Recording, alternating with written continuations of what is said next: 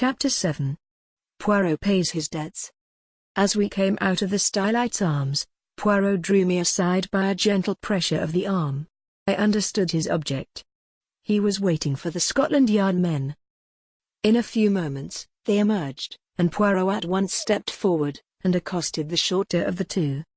"I fear you do not remember me, Inspector Japp." "Why, if it isn't Mr. Poirot!"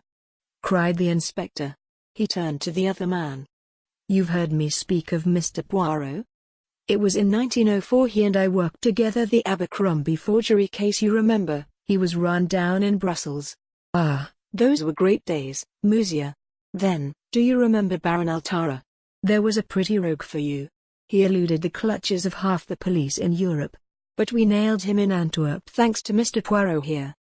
As these friendly reminiscences were being indulged in, I drew nearer, and was introduced to Detective Inspector Japp, who, in his turn, introduced us both to his companion, Superintendent Summerhay. "I need hardly ask what you are doing here, gentlemen," remarked Poirot. Japp closed one eye knowingly. "No, indeed. Pretty clear case, I should say." But Poirot answered gravely, "There I differ from you." "Oh, come," said Summerhay, opening his lips for the first time. "Surely the whole thing is clear as daylight. The man's caught red-handed. How he could be such a fool beats me." But Japp was looking attentively at Poirot. "Hold your fire, Summerhay," he remarked jocularly. "Me and Monsieur here have met before, and there's no man's judgment I'd sooner take than his. If I'm not greatly mistaken, he's got something up his sleeve. Isn't that so, Monsieur?" Poirot smiled. "I have drawn certain conclusions, yes." Summerhay was still looking rather skeptical, but Japp continued his scrutiny of Poirot. "It's this way," he said. "So far, we've only seen the case from the outside. That's where the Yard's at a disadvantage in a case of this kind, where the murder's only out, so to speak, after the inquest. A lot depends on being on the spot first thing, and that's where Mr. Poirot's had the start of us. We shouldn't have been here as soon as this even, if it hadn't been for the fact that there was a smart doctor on the spot, who gave us the tip through the coroner. But you've been on the spot from the first, and you may have picked up some little hints. From the evidence at the inquest, Mr. Inglethorpe murdered his wife as sure as I stand here, and if anyone but you hinted the contrary I'd laugh in his face. I must say I was surprised the jury didn't bring it in willful murder against him right off. I think they would have, if it hadn't been for the coroner. He seemed to be holding them back." "Perhaps, though, you have a warrant for his arrest in your pocket now," suggested Poirot. A kind of wooden shutter of officialdom came down from Japp's expressive countenance. "Perhaps I have, and perhaps I haven't," he remarked dryly. Poirot looked at him thoughtfully. "I am very anxious, messieurs, that he should not be arrested." "I dare say," observed Summerhay sarcastically. Japp was regarding Poirot with comical perplexity. "Can't you go a little further, Mr. Poirot? A wink's as good as a nod from you. You've been on the spot and the Yard doesn't want to make any mistakes, you know." Poirot nodded gravely. "That is exactly what I thought. Well, I will tell you this. Use your warrant, arrest Mr. Inglethorpe. But it will bring you no kudos. The case against him will be dismissed at once. Comme si ça de la exclamation mark underscore, and he snapped his fingers expressively. Japp's face grew grave, though Summerhay gave an incredulous snort. As for me, I was literally dumb with astonishment. I could only conclude that Poirot was mad. Japp had taken out a handkerchief, and was gently dabbing his brow. "I daren't do it, Mr. Poirot.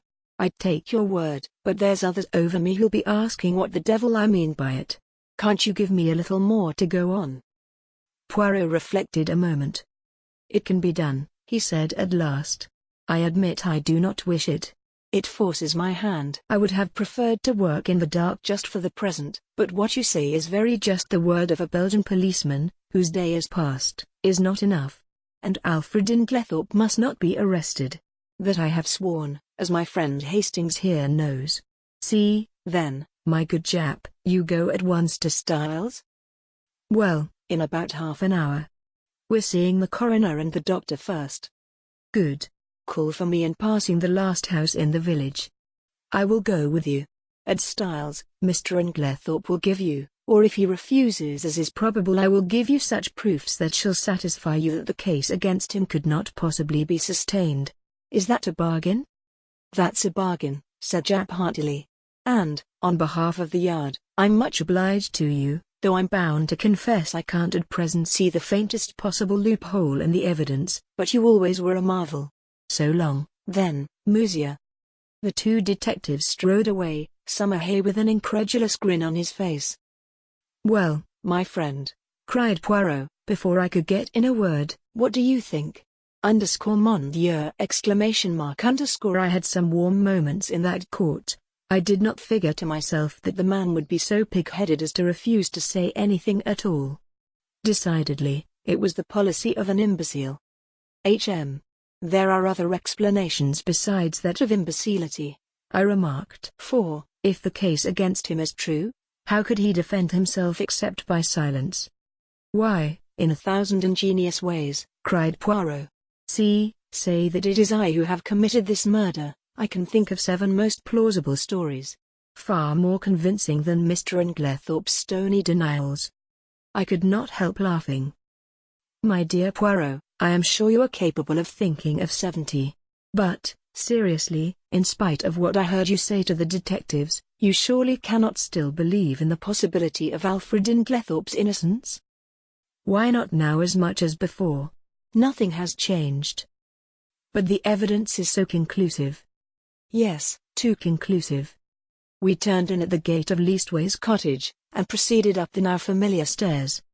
Yes, too conclusive," continued Poirot, almost to himself. "Real evidence is usually vague and unsatisfactory. It has to be examined, sifted. But here the whole thing is cut and dried. No, my friend, this evidence has been very cleverly manufactured, so cleverly that it has defeated its own ends." "How do you make that out?" "Because, so long as the evidence against him was vague and intangible, it was very hard to disprove. But, in his anxiety, the criminal has drawn the net so closely that one cut will set Inglethorpe free." I was silent.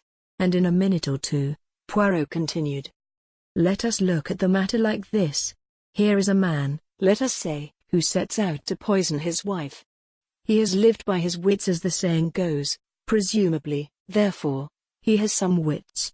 He is not altogether a fool. Well, how does he set about it? He goes boldly to the village chemist's and purchases strychnine under his own name, with a trumped-up story about a dog which is bound to be proved absurd. He does not employ the poison that night. No, he waits until he has had a violent quarrel with her, of which the whole household is cognizant, and which naturally directs their suspicions upon him. He prepares no defense, no shadow of an alibi, yet he knows the chemist's assistant must necessarily come forward with the facts. Bah! Do not ask me to believe that any man could be so idiotic. Only a lunatic, who wished to commit suicide by causing himself to be hanged, would act so." "Still I do not see," I began. "Neither do I see. I tell you, mon ami it puzzles me. Me Hercule Poirot." "But if you believe him innocent, how do you explain his buying the strychnine?" "Very simply. He did not buy it." "But Mace recognized him." "I beg your pardon. He saw a man with a black beard like Mr. Inglethorpe's, and wearing glasses like Mr. Inglethorpe, and dressed in Mr. Inglethorpe's rather noticeable clothes. He could not recognize a man whom he had probably only seen in the distance, since, you remember, he himself had only been in the village a fortnight, and Mrs. Inglethorpe dealt principally with coots in Tadminster." "Then you think, mon ami do you remember the 2 points I laid stress upon?" "Leave the first one for the moment. What was the second?" "The important fact that Alfred Inglethorpe wears peculiar clothes, has a black beard, and uses glasses," I quoted. "Exactly. Now suppose anyone wished to pass himself off as John or Lawrence Cavendish. Would it be easy?" "No," I said thoughtfully. "Of course an actor." But Poirot cut me short truthlessly. "And why would it not be easy? I will tell you, my friend, because they are both clean-shaven men. To make up successfully as one of these two in broad daylight, it would need an actor of genius, and a certain initial facial resemblance. But in the case of Alfred Inglethorpe, all that is changed. His clothes, his beard, the glasses which hide his eyes, those are the salient points about his personal appearance. Now, what is the first instinct of the criminal? To divert suspicion from himself, is it not so? And how can he best do that? By throwing it on someone else. In this instance, there was a man ready to his hand. Everybody was predisposed to believe in Mr. Inglethorpe's guilt. It was a foregone conclusion that he would be suspected, but, to make it a sure thing, there must be tangible proof such as the actual buying of the poison, and that, with a man of the peculiar appearance of Mr. Inglethorpe, was not difficult. Remember, this young Mace had never actually spoken to Mr. Inglethorpe. How should he doubt that the man in his clothes, with his beard and his glasses, was not Alfred Inglethorpe? It may be so, I said, fascinated by Poirot's eloquence. But, if that was the case, why does he not say where he was at 6 o'clock on Monday evening? Ah, why indeed? Said Poirot, calming down. If he were arrested, he probably would speak, but I do not want it to come to that. I must make him see the gravity of his position. There is, of course, something discreditable behind his silence. If he did not murder his wife, he is, nevertheless, a scoundrel, and has something of his own to conceal, quite apart from the murder. What can it be?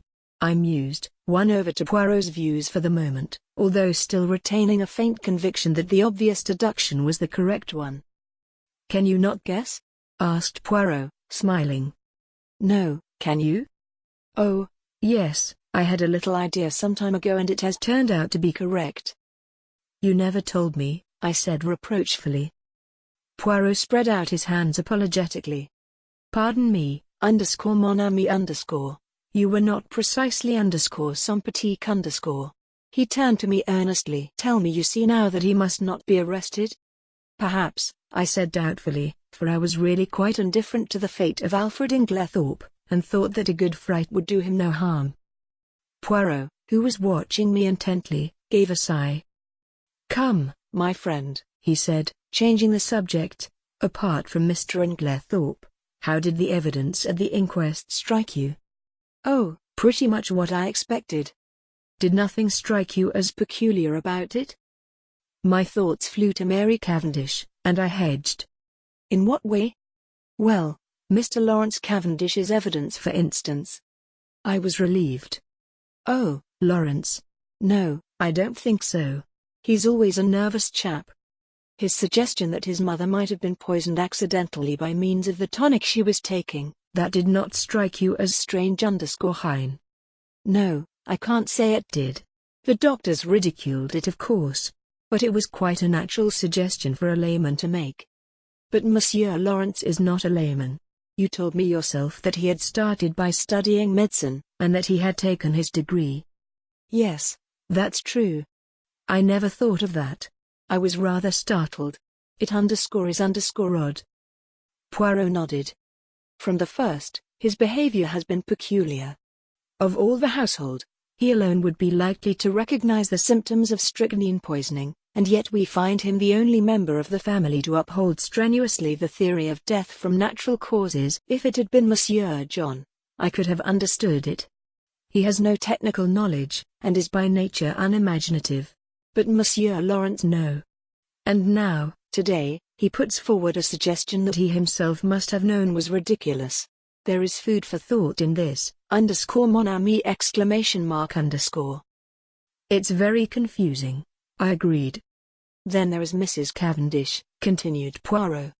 That's another who is not telling all she knows. What do you make of her attitude? I don't know what to make of it. It seems inconceivable that she should be shielding Alfred Inglethorpe. Yet that is what it looks like. Poirot nodded reflectively. Yes, it is queer. One thing is certain, she overheard a good deal more of that private conversation than she was willing to admit. And yet she is the last person one would accuse of stooping to eavesdrop. Exactly. One thing her evidence has shown me.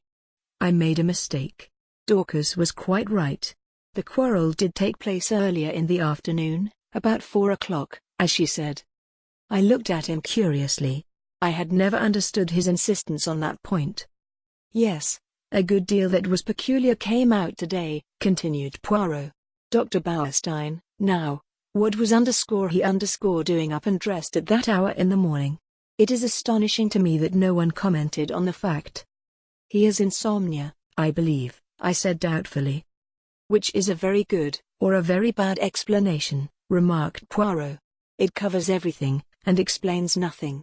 I shall keep my eye on our clever Dr. Bauerstein. Any more faults to find with the evidence? I inquired satirically. Mon ami _, replied Poirot gravely. When you find that people are not telling you the truth, look out. Now, unless I am much mistaken, at the inquest today only one at most, 2 persons were speaking the truth without reservation or subterfuge. Oh, come now, Poirot. I won't cite Lawrence, or Mrs. Cavendish. But there's John and Miss Howard, surely they were speaking the truth? Both of them, my friend? One, I grant you, but both. His words gave me an unpleasant shock. Miss Howard's evidence, unimportant as it was, had been given in such a downright straightforward manner that it had never occurred to me to doubt her sincerity. Still, I had a great respect for Poirot's sagacity except on the occasions when he was what I described to myself as foolishly pig-headed. Do you really think so? I asked. Miss Howard had always seemed to me so essentially honest, almost uncomfortably so. Poirot gave me a curious look, which I could not quite fathom. He seemed to speak, and then checked himself. Miss Murdoch too, I continued. There's nothing untruthful about _her_. No. But it was strange that she never heard a sound, sleeping next door, whereas Mrs. Cavendish, in the other wing of the building, distinctly heard the table fall. Well, she's young and she sleeps soundly. Ah, yes, indeed. She must be a famous sleeper, that one. I did not quite like the tone of his voice, but at that moment a smart knock reached our ears, and looking out of the window we perceived the 2 detectives waiting for us below. Poirot seized his hat, gave a ferocious twist to his moustache, and, carefully brushing an imaginary speck of dust from his sleeve, motioned me to precede him down the stairs. There we joined the detectives and set out for Styles. I think the appearance of the 2 Scotland Yard men was rather a shock, especially to John, though of course after the verdict, he had realized that it was only a matter of time. Still, the presence of the detectives brought the truth home to him more than anything else could have done. Poirot had conferred with Japp in a low tone on the way up, and it was the latter functionary who requested that the household, with the exception of the servants, should be assembled together in the drawing-room. I realized the significance of this. It was up to Poirot to make his boast good. Personally, I was not sanguine. Poirot might have excellent reasons for his belief in Inglethorpe's innocence, but a man of the type of Summerhay would require tangible proofs, and these I doubted if Poirot could supply. Before very long we had all trooped into the drawing-room, the door of which Japp closed. Poirot politely set chairs for everyone. The Scotland Yard men were the cynosure of all eyes. I think that for the first time we realized that the thing was not a bad dream, but a tangible reality. We had read of such things, now we ourselves were actors in the drama. Tomorrow the daily papers, all over England, would blazon out the news in staring headlines. Mysterious tragedy in Essex. Wealthy lady poisoned. There would be pictures of Styles, snapshots of the family leaving the inquest. The village photographer had not been idle. All the things that one had read 100 times, things that happened to other people, not to oneself. And now, in this house, a murder had been committed. In front of us were the detectives in charge of the case. The well-known glib phraseology passed rapidly through my mind in the interval before Poirot opened the proceedings. I think everyone was a little surprised that it should be he and not one of the official detectives who took the initiative. Mesdames and messieurs said Poirot, bowing as though he were a celebrity about to deliver a lecture. I have asked you to come here all together, for a certain object. That object, it concerns Mr. Alfred Inglethorpe. Inglethorpe was sitting a little by himself, I think. Unconsciously, everyone had drawn his chair slightly away from him and he gave a faint start as Poirot pronounced his name. Mr. Inglethorpe, said Poirot, addressing him directly, a very dark shadow is resting on this house, the shadow of murder. Inglethorpe shook his head sadly. My poor wife, he murmured. Poor Emily. It is terrible. I do not think, monsieur, said Poirot pointedly, that you quite realize how terrible it may be for you. And as Inglethorpe did not appear to understand, he added, Mr. Inglethorpe, you are standing in very grave danger. The two detectives fidgeted. I saw the official caution anything you say will be used in evidence against you, actually hovering on Summerhay's lips. Poirot went on. Do you understand now, monsieur? No. What do you mean? I mean, said Poirot deliberately, that you are suspected of poisoning your wife. A little gasp ran round the circle at this plain speaking. Good heavens! Cried Inglethorpe, starting up. What a monstrous idea! I poison my dearest Emily. I do not think, Poirot watched him narrowly, that you quite realize the unfavorable nature of your evidence at the inquest. Mr. Inglethorpe, knowing what I have now told you, do you still refuse to say where you were at 6 o'clock on Monday afternoon? With a groan, Alfred Inglethorpe sank down again and buried his face in his hands. Poirot approached and stood over him. Speak! He cried menacingly. With an effort, Inglethorpe raised his face from his hands. Then, slowly and deliberately, he shook his head. You will not speak? No, I do not believe that anyone could be so monstrous as to accuse me of what you say. Poirot nodded thoughtfully, like a man whose mind is made up. Swear ! He said. Then I must speak for you. Alfred Inglethorpe sprang up again. You? How can you speak? You do not know, he broke off abruptly. Poirot turned to face us. Madame and messieurs . I speak. Listen. I, Hercule Poirot, affirmed that the man who entered the chemist's shop and purchased strychnine at 6 o'clock on Monday last was not Mr. Inglethorpe, for at 6 o'clock on that day Mr. Inglethorpe was escorting Mrs. Rikes back to her home from a neighboring farm. I can produce no less than 5 witnesses to swear to having seen them together, either at 6 or just after, and, as you may know, the Abbey Farm, Mrs. Rikes's home, is at least 2.5 miles distant from the village. There is absolutely no question as to the alibi.